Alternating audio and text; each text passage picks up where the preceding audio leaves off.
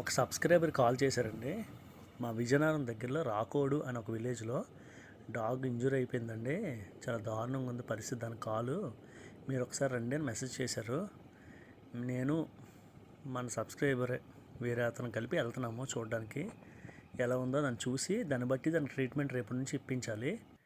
చాలా దారుణంగా అయితే ఉందండి. నైట్ అయిపోయింది, ఒక చలి ఒకటి అయినా సరే మరి దాని పరిస్థితి బాగాలేదు. ఫొటోస్ పెట్టారు, అందుకే వెళ్తున్నాను. ఇక్కడ చూడడానికి వచ్చాము. కాల్ అయితే కంప్లీట్ గుబ్బిపోయిందండి.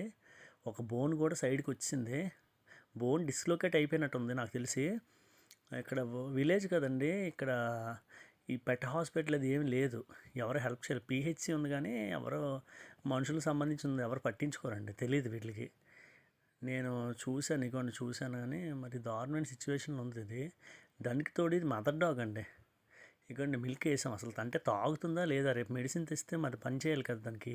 పాపం బ్లీడింగ్ అయిపోతుంది, బోన్ బయటకు వచ్చింది, చెప్పుకోలేకపోతుందండి పాపం దాని బాధ. నాకు గొప్ప దుఃఖం వచ్చింది. రేపటి నుంచి వరుసగా ఒక 1 వీక్ లేకపోతే ఒక 10 డేస్ డైలీ మెడిసిన్ వేయాలి. డాక్టర్ గారికి చూపించాను ఈ విషయం. మెడిసిన్ వేయండి, దాని తర్వాత మనం ఏం చేయాలి, ముందు స్వెల్లింగ్ తగ్గాలి కదా, దాని తర్వాత మనం ఏం చేయాలని చూస్తామని చెప్పారు అతను. రేపు నుంచి రెగ్యులర్గా పని చూసుకొని వెళ్ళాలి. మాకు ఒక 12 km ఉంటుందండి అది డిస్టెన్సు, ఆ విలేజ్. వెళ్తాను. దయచేసి ఎవరైనా సపోర్ట్ చేద్దాం అనుకున్న వాళ్ళు సపోర్ట్ చేయండి, నెంబర్ ఇచ్చాను. రెండోది, మీరందరూ చూసేవాళ్ళు వాట్సాప్ నుంచి నాకు మెసేజ్ చేశారు అనుకోండి, మీది ఏ ఊరు ఏంటనేది. ఆ చుట్టుపక్కల ఏదైనా ఇష్యూస్ వస్తే మీకు నేను కంప్లీట్గా ఒకసారి చెప్పడానికి బాగుంటుందండి. సపోర్ట్ చేయడం అంటే మన కష్టం వచ్చినప్పుడు ఆదుకోవడం అండి.